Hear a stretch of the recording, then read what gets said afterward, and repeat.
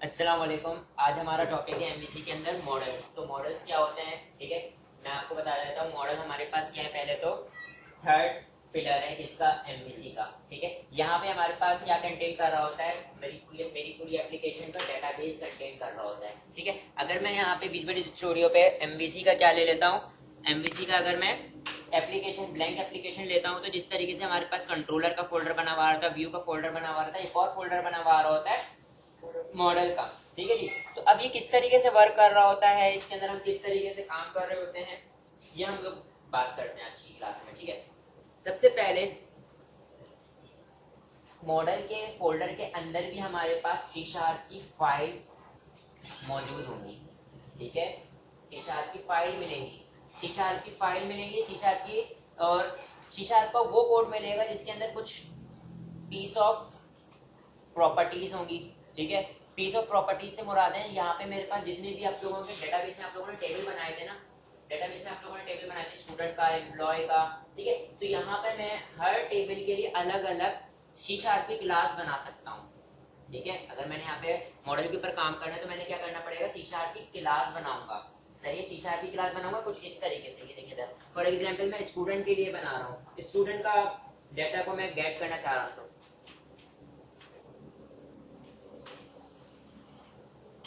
Public class student.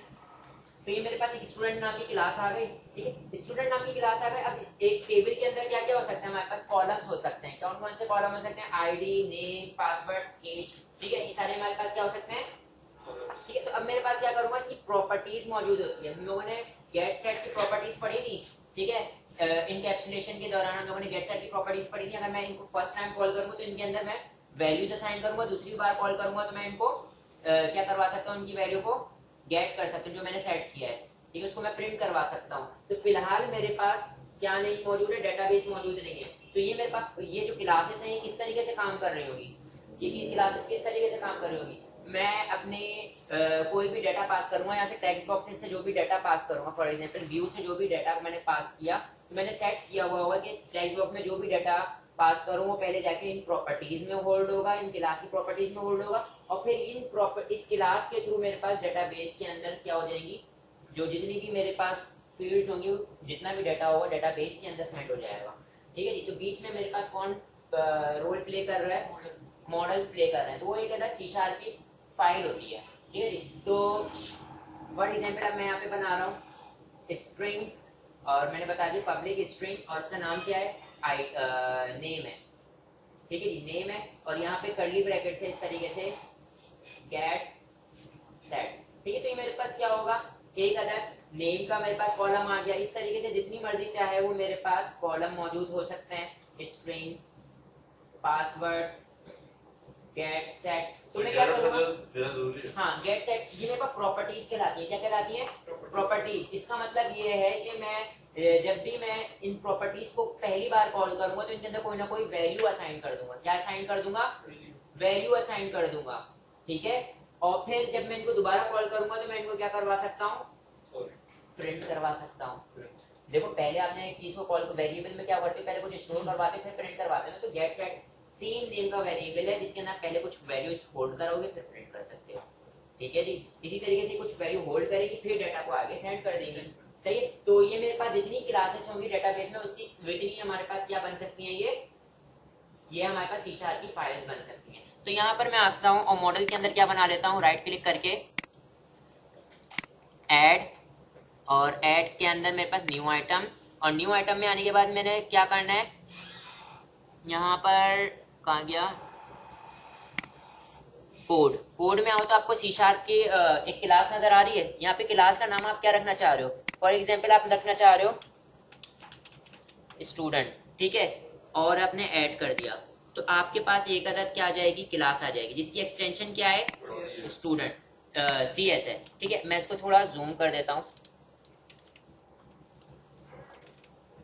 ठीक है, zoom कर दिया। अब यहाँ पे मेरे पास मैं क्या बना रहा हूँ, जूम हो गया है, ठीक है। अब इस एक स्टूडेंट के टेबल के अंदर मेरे पास क्या क्या हो सकती हैं, आईडी हो सकती है, नेम हो सकता है, पासवर्ड हो सकता है, एज हो सकती है, ठीक है, ईमेल वगैरह वगैरह वगैरह। तो मैं क्या करूंगा, प्रॉपर्टीज मेरे पास मौजूद होंगी, तो यहाँ पर प्रॉपर्टीज को जनरेट करने का शॉर्ट की है मेरे पास PROP। देखो तो मेरे पास ये क्या है, स्नैपेट है। क्या है, किसका स्नैपेट है, प्रॉपर्टी का, ठीक है। जैसे मैं डबल टैप प्रेस करूंगा तो मेरे पास क्या आ जाएगा, प्रॉपर्टी आ जाएगी। इंटीजर की प्रॉपर्टी चाहिए, नाम क्या होना चाहिए, आईडी, और ये गेट सेट करेगा। फिर उसके बाद मेरे पास नेक्स्ट लाइन में आता हूँ और यहाँ पे मैं दोबारा लिखता हूँ PROP डबल टैप, और यहाँ पर मेरे पास क्या आ जाएगा, स्ट्रिंग और ना क्या होगा, नेम, ठीक है। इसी तरीके से नेक्स्ट लाइन में PROP डबल टैप और मेरे पास क्या होगा, पासवर्ड और और प्रॉपर्टी का, सॉरी स्ट्रिंग का पासवर्ड, हाँ वो गलत कर दिया मैंने, टीचर का पासवर्ड, स्ट्रिंग का पासवर्ड आ गया। अब मैंने यहाँ पे एज लेनी है तो PROP डबल टैप और इंटीजर के बाद में क्या ले लेता हूँ, एज ले लेता हूँ, ठीक है जी। तो मैंने क्या बना लिया, कुछ भी ले सकते हैं, XYZ जितने मेरे पास डेटाबेस में कॉलम हो सकते हैं वो सारे के सारे मेरे पास यहाँ पे प्रॉपर्टीज की शक्ल में हम उसको ले सकते हैं, और जो मेरी क्लास का नाम होगा वो मेरे पास टेबल का नाम हो सकता है, ठीक है। तो मेरे पास क्या हो बन गया, एक अदद C# की क्लास बन गई, ठीक है। तो अब मैं आप लोगों को बताता हूँ कि कंट्रोलर पे रहते हुए मैंने क्या करना है, मॉडल को किस तरीके से कॉल करेंगे और उसको किस तरीके से वैल्यू असाइन करेंगे और उनको व्यू पे किस तरीके से प्रिंट कर रहे होंगे।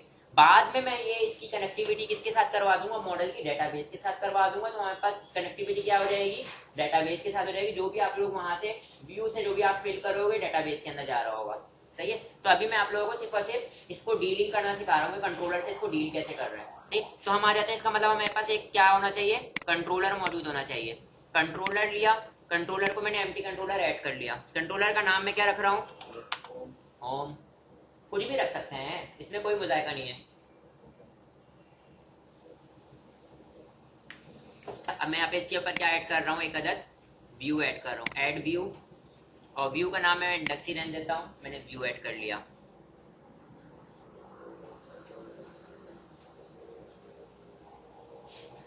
अच्छा मेरे पास क्या ऐड हो गया, व्यू ऐड हो गया। अब मैंने यहाँ पे कंट्रोलर पर आके मैं देखो क्या कर रहा हूँ, अगर मैंने वो चाहिए क्लास का एक्सेस चाहिए, क्लास के अंदर मैंने इसके लिए प्रॉपर्टीज में पहले कोई वैल्यू असाइन करूंगा, इसका मतलब क्लास मेरे पास पहले मौजूद होनी चाहिए, ठीक है। तो मैं यहाँ पे क्या कर रहा हूँ, वार, और फिर मैं यहाँ पे वार कह रहा हूँ, कुछ भी ले सकता हूँ, वार मैं यहाँ पे बोल देता हूँ A is equal to new, और मेरी एप्लीकेशन का नाम क्या है, web application dot models dot student, और मैंने यहाँ पे क्या कर लिया, ऑब्जेक्ट बना लिया, ठीक है जी।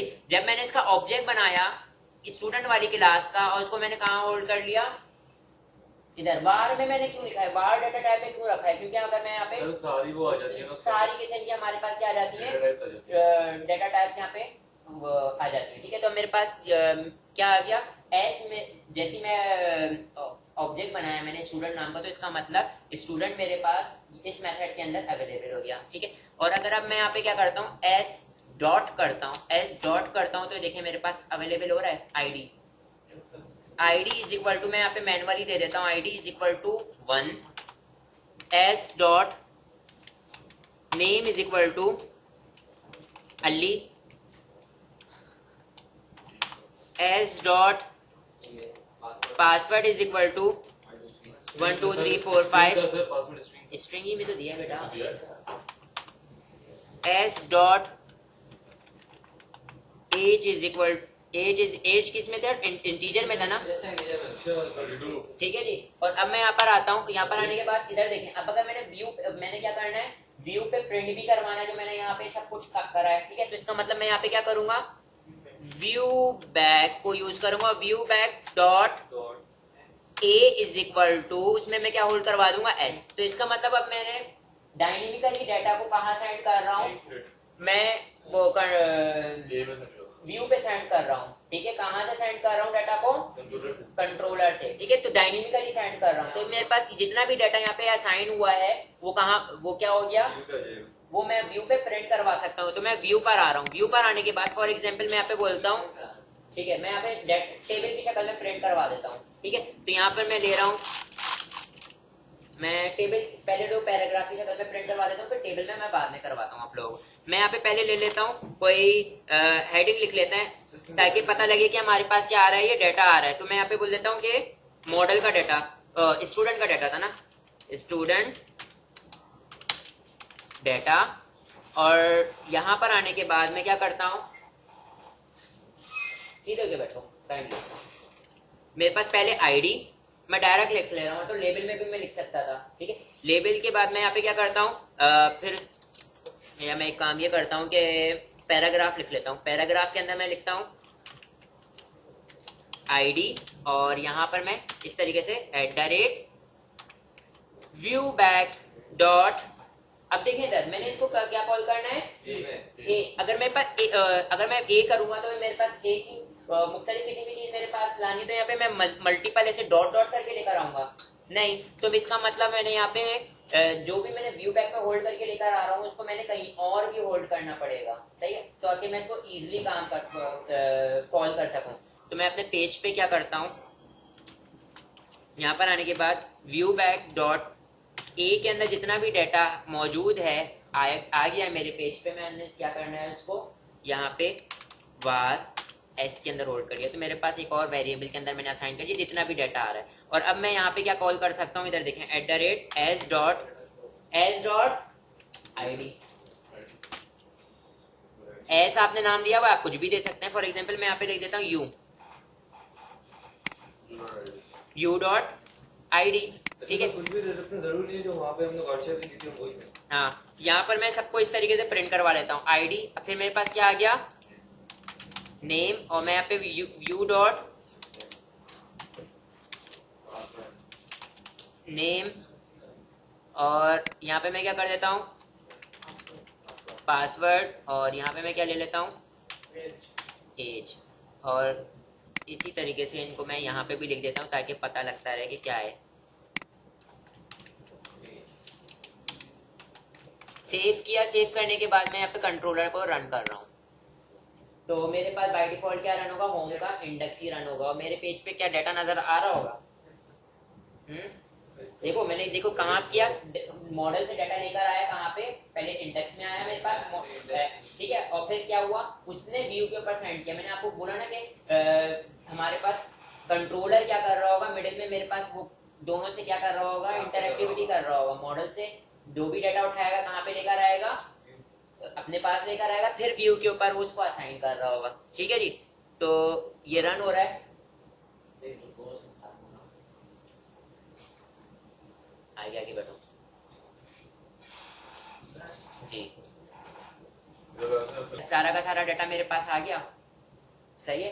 एक काम मैं ये करता हूँ, यहाँ से मैं डीबगिंग को क्या करता हूँ, गेट और सेट का मुझे कुछ समझाइएगा भाई। गेट सेट एक प्रॉपर्टी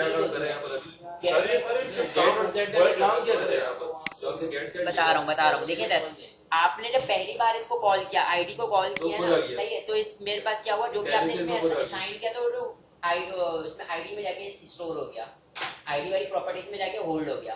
पहली बार जब आप आईडी को कॉल करोगे तो उससे ना कोई, जब भी कॉल करोगे उससे ना कोई वैल्यू असाइन करोगे, ठीक है। और जब आप दोबारा आईडी को कॉल करोगे तो उससे ना असाइन हो तो उसको आप प्रिंट करवा सकते हो।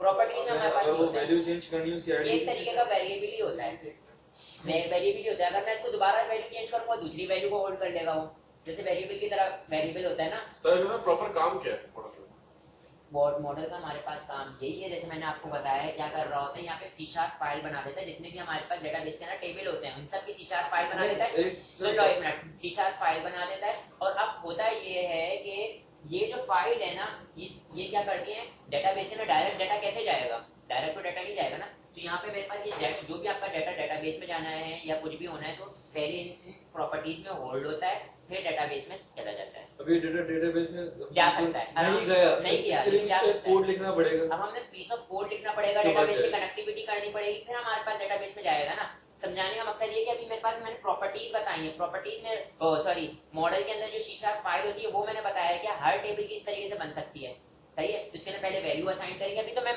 मैन्युअली हार्ड कोडेड वैल्यू दे रहा हूँ। यहाँ पे मेरे पास टेक्स्ट बॉक्सेस से वैल्यू आ जाएंगी, टेक्स्ट बॉक्सेस से वैल्यू आएंगी। जो भी यूजर टेक्स्ट बॉक्सेस पास करेगा पहले वो आके कहाँ होल्ड होगी, यहाँ पे प्रॉपर्टीज में होल्ड होगी। प्रॉपर्टीज में होल्ड होने के बाद फिर वो डेटाबेस में जा सकती है। ठीक है जी। तो ये काम होता है प्रॉपर्टीज का। अब पहली बार मैं प्रॉपर्टीज को कॉल करूंगा तो इससे ना कोई वैल्यू को होल्ड करवा रहा हूँ, दूसरी बार कॉल करूंगा तो इनको मैं प्रिंट करवा रहा हूँ।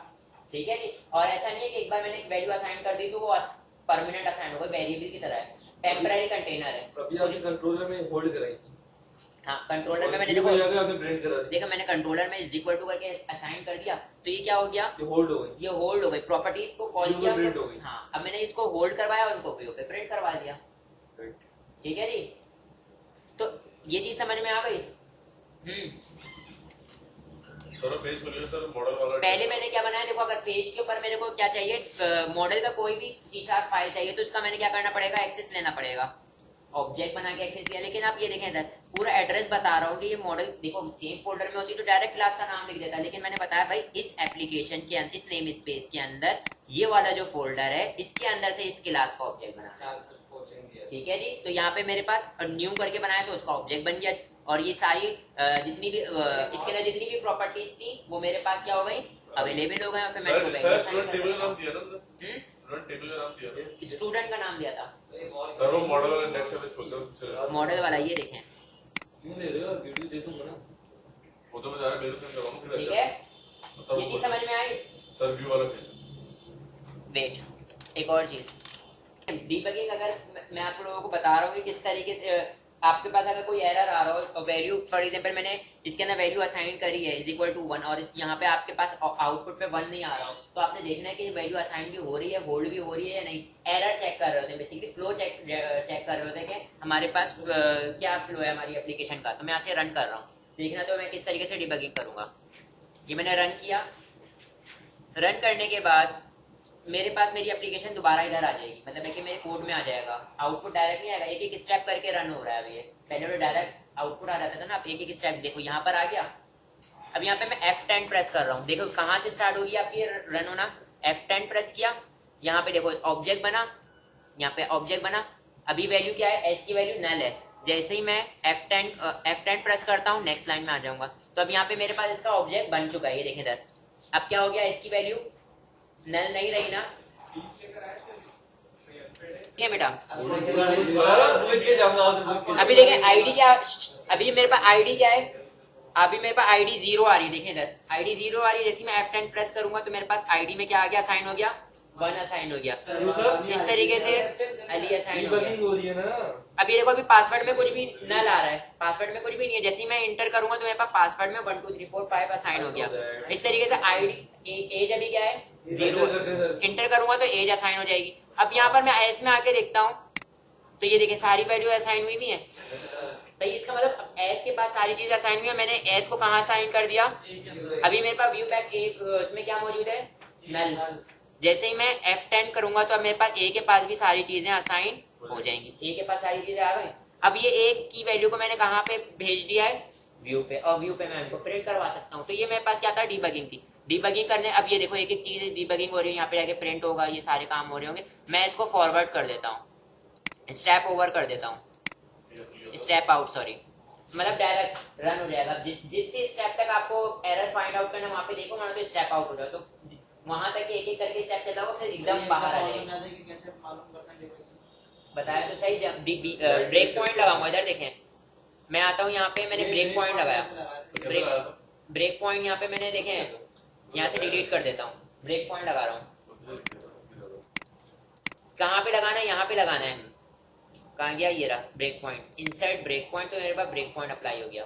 ठीक है, अब यहाँ से आपकी डिबगिंग स्टार्ट होगी। अगर आपके पास कोई एरर आ जाता है तो आप इस तरीके से ब्रेक पॉइंट लगा के F10 प्रेस करके देख सकते हो, एरर चेक कर सकते हैं। एरर चेक कर सकते हैं। मैंने देखो एक एक लाइन पे देख रहा है, एक एक लाइन डिबग हो रही है, तो इसका मतलब मेरे पास एक एक लाइन में एरर चेक हो रहा है।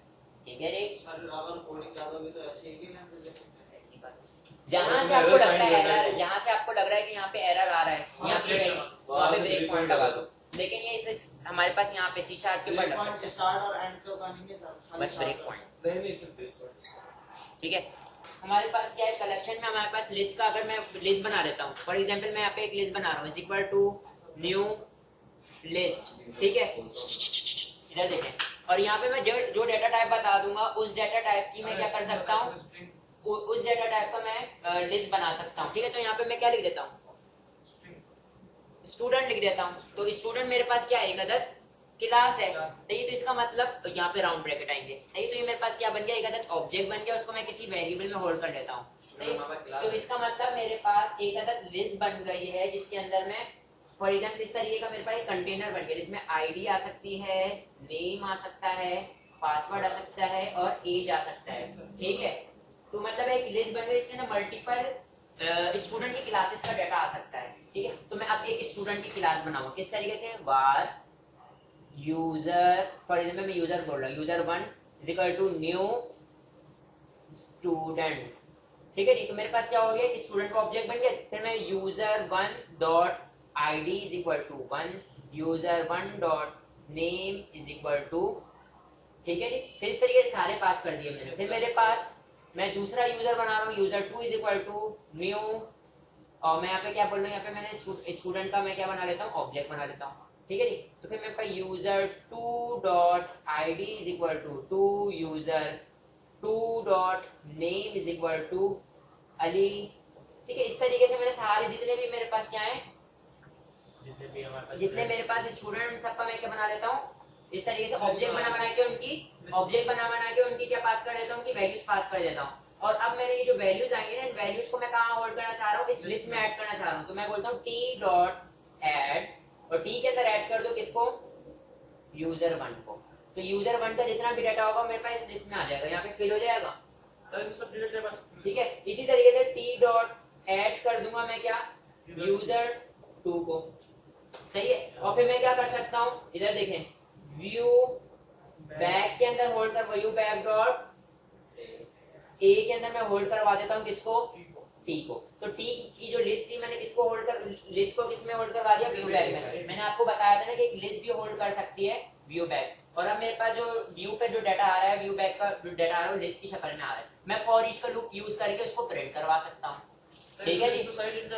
हाँ हाँ जी। अगर मैं स्ट्रिंग लिखूंगा तो सिर्फ स्ट्रिंग का मैं क्या कर सकता हूँ, स्ट्रिंग के वैल्यूज असाइन कर सकता हूँ। लेकिन मैंने क्लास का नाम लिखा, तो क्लास का मतलब ऑब्जेक्ट बना के इसकी जितनी भी प्रॉपर्टीज हैं, एक मेरे पास पूरी रो आ गई। इसी तरीके से दूसरी, तीसरी, ठीक है।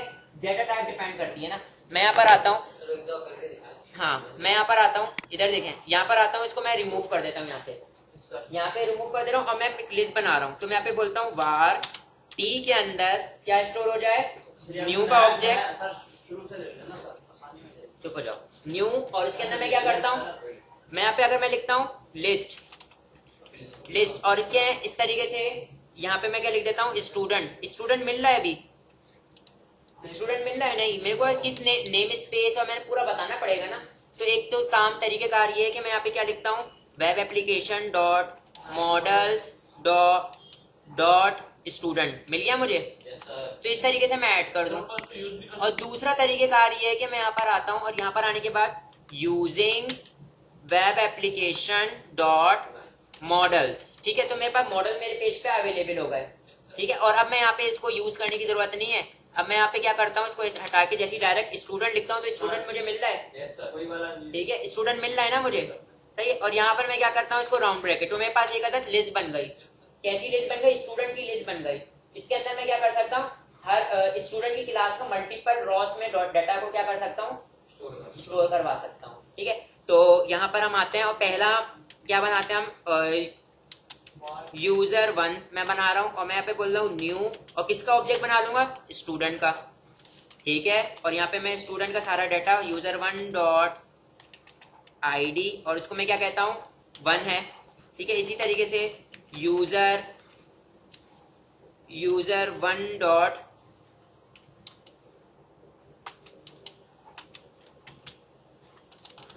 केस सेंसिटिव है, यूजर 1 डॉट नेम, और वो क्या है मेरे पास, अली है।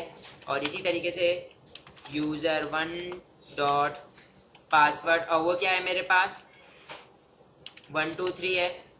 इसी तरीके से यूजर 1 डॉट एज, और वो क्या है मेरे पास, 20, ठीक है। तो मेरे पास एक यूजर की वैल्यू असाइन हो गई। इसी तरीके से मैं क्या करूंगा, यूजर 2, यूजर 3, और यहाँ पे मैं क्या कर देता हूँ, 2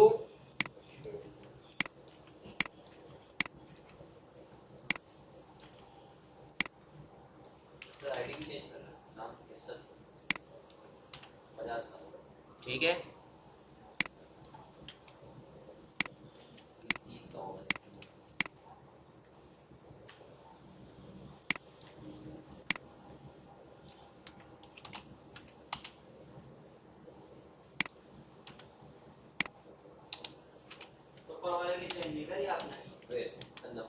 ठीक है जी।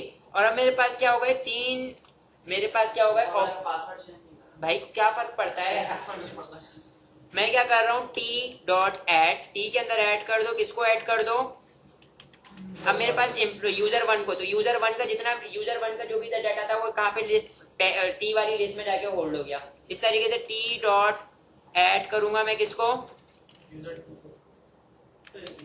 यूजर टू को, इसी तरीके से टी डॉट ऐड, और किसको ऐड कर दूंगा मैं,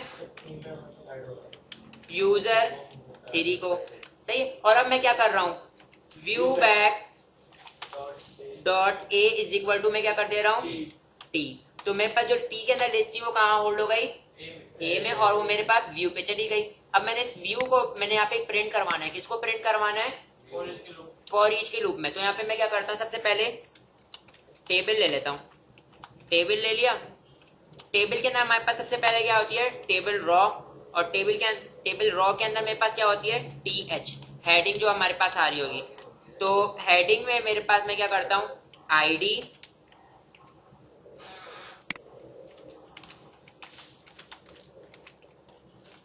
आईडी के बाद मेरे पास क्या आ जाएगा, नेम,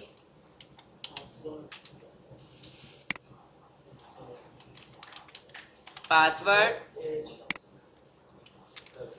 एज, और यहाँ पे मैं क्या कर लेता हूँ, एक्शन। मगर अब उनको डिलीट करना चाह रहे हो, क्या करना चाह रहे हो, तो अभी मैं डमी एक्शन पास कर दूंगा। देखें हमारे पास हेडिंग तो लिखी हुई आ रही है, लेकिन नीचे की जो रॉज होती है वो हमारे पास क्या हो रही है, डेटाबेस से जनरेट हो रही होती है। तो इसका मतलब मैंने क्या करना पड़ेगा, यहाँ पे जो दूसरी वाली रॉ है, दूसरी वाली रॉ है, इसके लिए मैंने क्या यूज करना पड़ेगा, रॉ से बाहर आने के बाद पहले तो मैंने फॉर ईच का लूप यूज करना पड़ेगा। तो मैं यहाँ पे बोलता हूँ @ क्या मतलब दूसरी रो का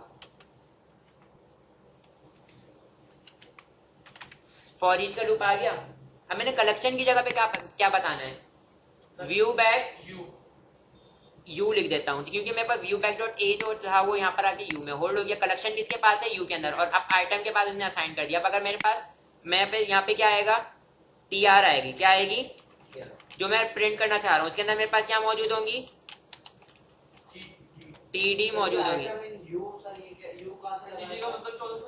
हाँ, raw table data item dot, मैं बोल देता हूँ क्या आएगी, आईडी इधर आ जाएगी। इसी तरीके से जो आईडी होगी ना, पहले जब मेरे पास पहला वो लूप चले, लूप का पहला एंड मेरे पास वो होगा, क्या कहते हैं इसको, इनके आइट्रेशन होगा। तो इसके अंदर पहले आइट्रेशन में पहली वाली लिस्ट का सारा डाटा आ रहा होगा, तो जो भी आईडी होगी पहली वाले की वो सारी की सारी यहाँ पर आ जाएगी। इस तरीके से आईडी के बाद मेरे पास क्या आ जाएगा, नेम, फिर मेरे पास पासवर्ड, और यहाँ पे मेरे पास क्या आ जाएगा, एज, और यहाँ पर मेरे पास क्या आ जाएगा, एक्शन। एक्शन में तो मेरे पास क्या लिख दूंगा मैं, बटन ले रहा हूं, बटन ले लिया, और यहाँ पे मैं क्या लिख देता हूं, डिलीट, और उसको क्या कर देता हूं, एडिट।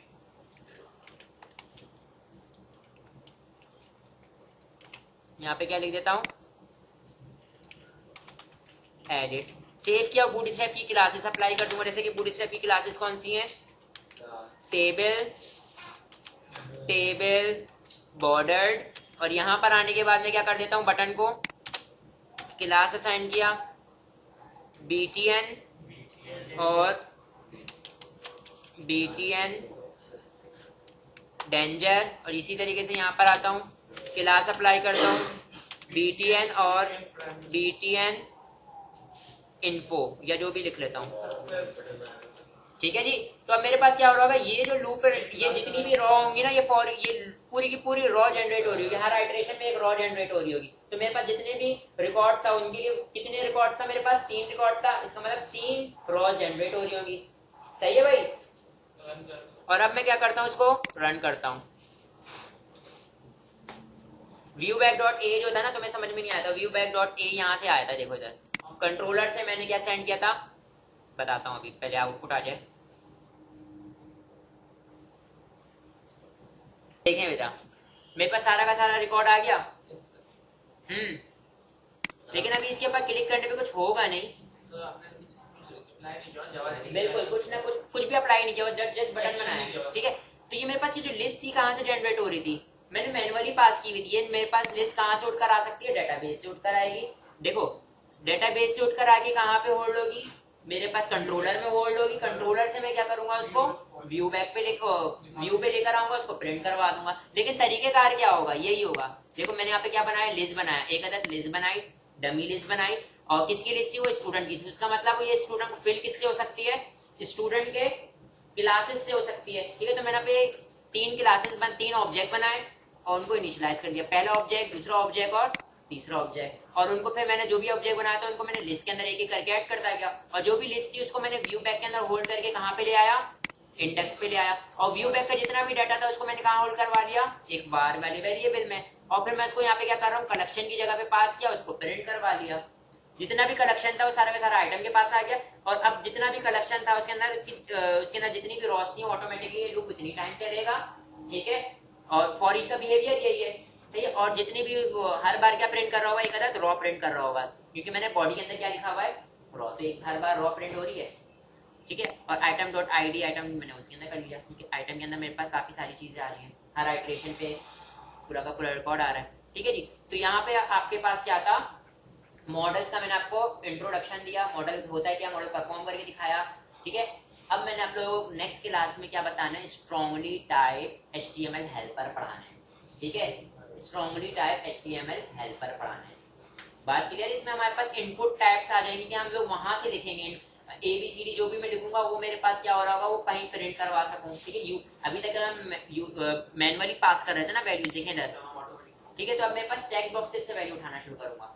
तो स्ट्रांगली टाइप में मैं आपको बताऊंगा कि डेटाबेस भी शामिल हो जाता है, किस तरीके से होता है वो मैं बताता हूँ, ठीक है जी। एंटिटी फ्रेमवर्क की अभी हम बात करेंगे, पहले हम इसकी बात कर लेंगे। एंटिटी फ्रेमवर्क आपने में लेकर आऊंगा, ठीक है।